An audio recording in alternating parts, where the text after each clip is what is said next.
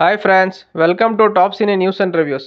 Back rooms ಇದು recent ಆಗಿ English film ಇಂಡಸ್ಟ್ರಿಯಿಂದ ಬಂದಿರುವಂತಹ ಒಂದು cinema starring Chiwetel Ejiofor and Renate Reinsve. Story ಲೈನ್ಗೆ ಬರೋದಾದ್ರೆ, ಕ್ಲಾರ್ಕ್ ತನ್ನ ಲೈಫ್ ಅಲ್ಲಿ ದೊಡ್ಡ ಆರ್ಕಿಟೆಕ್ಟ್ ಆಗಬೇಕು ಅಂತ ಕನ್ಸ್ಕೊಂಡಿರ್ತಾನೆ. ಬಟ್ ಅದು ಫೇಲ್ಯೂರ್ ಆಗಿರುತ್ತೆ ಹಾಗೂ ಕಾರಣಾಂತರಗಳಿಂದ ಅವನ ಹೆಂಡತಿನೂ ಸಹ ಅವನ್ನ ಬಿಟ್ಟೋಗಿರ್ತಾಳೆ. ಇದರಿಂದಾಗಿ ಡಿಪ್ರೆಷನ್ಗೆ ಹೋದಂತಹ ಕ್ಲಾರ್ಕ್ ತನ್ನ ಜೀವನವನ್ನು ನಡೆಸೋದಕ್ಕೆ ಒಂದು ಫರ್ನಿಚರ್ ಅಂಗಡಿ ಇಟ್ಕೊಂತಾನೆ. ಇದಕ್ಕಿದ್ದಂತೆ ಅವನ ಫರ್ನಿಚರ್ ಅಂಗಡಿಯ ಎಲೆಕ್ಟ್ರಿಸಿಟಿ ಬಿಲ್ ಜಾಸ್ತಿ ಬರೋದಕ್ಕೆ ಶುರು ಆಗುತ್ತೆ.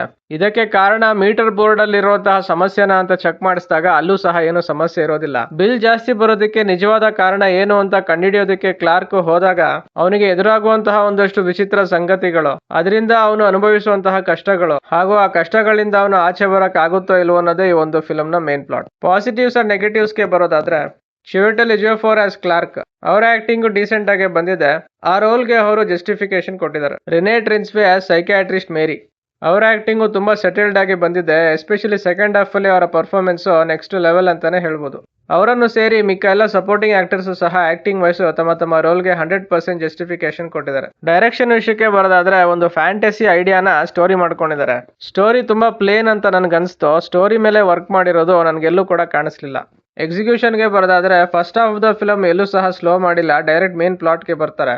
ಸಸ್ಪೆನ್ಸ್ ನ ಎಲ್ಲೂ ಸಹ ಬಿಟ್ಕೊಡ್ದೇನೆ ಸ್ಕ್ರೀನ್ ಪ್ಲೇ ಕ್ಯೂರಿಯಾಸಿಟಿ ಆಗಿ ತಗೊಂಡೋಗಿದ್ದಾರೆ.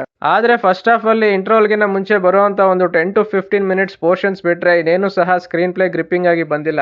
ಇದರಿಂದಾಗಿ ಥ್ರಿಲ್ಲಿಂಗ್ ಎಲಿಮೆಂಟ್ಸ್ ಮಿಸ್ ಆಗಿದೆ. ನನಗೆ first half of the film work ಆಗ್ಲಿಲ್ಲ. ಸೆಕೆಂಡ್ ಹಾಫ್ ಅಲ್ಲಿ ಮೇರಿ ಮತ್ತು ಆ ವಿಚಿತ್ರವಾದ ಮನುಷ್ಯನ ಮಧ್ಯೆ ನಡೆಯುವಂತಹ ಟಾಮ್ ಅಂಡ್ ಜೆರಿ ಆಟ, ಅಂದ್ರೆ ಆ 15 to 20 ಮಿನಿಟ್ಸ್ ಪೋರ್ಷನ್ ಏನಿದೆ, ಅದು ಆಡಿಯನ್ಸ್ ಗೆ edge of the seat thriller experience ಕೊಡೋದು ಗ್ಯಾರಂಟಿಡ್. ನನ್ನ ಪ್ರಕಾರ 15 to 20 ಮಿನಿಟ್ಸ್ ಪೋರ್ಷನ್ ಈ ಫಿಲಮ್ ನ ಬೆಸ್ಟ್ ಪಾರ್ಟ್ ಅಂತ ಹೇಳ್ಬೋದು. ಸೆಕೆಂಡ್ ಹಾಫ್ ಅಲ್ಲಿ ಫಿಲಮ್ ಒಳ್ಳೆ ಪೇಸ್ ಅಲ್ಲಿ ಹೋಗ್ಬೇಕಾದ್ರೇನೆ ಡೈರೆಕ್ಟರ್ ಏನೋ ಡಿಫ್ರೆಂಟ್ ಆಗಿ ಯೋಚನೆ ಮಾಡಿ ಒಂದು ಫ್ಯಾಂಟಸಿ ಐಡಿಯಾನ ಸೈಕಾಲಜಿಕಲ್ ಆಂಗಲ್ ಅಲ್ಲಿ ತೋರ್ಸಕ್ಕೆ ಹೋಗಿದ್ದಾರೆ. ಅದರಿಂದಾಗಿ ಕ್ಲೈಮ್ಯಾಕ್ಸ್ ಹಾಳಾಗಿದೆ ಅಂತ ನನ್ಗನ್ಸ್ತು. ಕ್ಲೈಮ್ಯಾಕ್ಸ್ ನ ಥ್ರಿಲ್ಲಿಂಗ್ ಆಗಿ ಎಂಡ್ ಮಾಡುವಂತಹ ಎಲ್ಲಾ ಚಾನ್ಸು ಇತ್ತು, ಆದ್ರೆ ಡೈರೆಕ್ಟರ್ ಆ ಚಾನ್ಸ್ ನ ಮಿಸ್ ಮಾಡ್ಕೊಂಡಿದ್ದಾರೆ.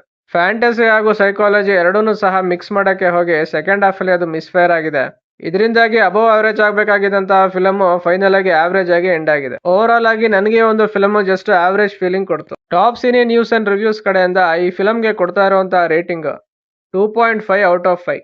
ಇದಿಷ್ಟು ಈ ಫಿಲಮ್ ನೋಡಿ ನನಗೆ ಅನ್ಸಿದ್ದು. ಯಾರೆಲ್ಲ ಈ ಫಿಲಮ್ ನೋಡಿದೀರಾ, ನಿಮ್ಮ ಅನಿಸಿಕೆ ಮತ್ತು ಅಭಿಪ್ರಾಯಗಳನ್ನ ಕಾಮೆಂಟ್ ಸೆಕ್ಷನ್ ಅಲ್ಲಿ ಹಾಕಿ. ರಿವ್ಯೂ ನಿಮ್ಗೆ ಇಷ್ಟ ಆಗಿದ್ರೆ ಲೈಕ್, ಶೇರ್ ಅಂಡ್ ಸಬ್ಸ್ಕ್ರೈಬ್ ಮಾಡಿ. ಸಿಗೋಣ ನೆಕ್ಸ್ಟ್ ವಿಡಿಯೋದಲ್ಲಿ. Thank you.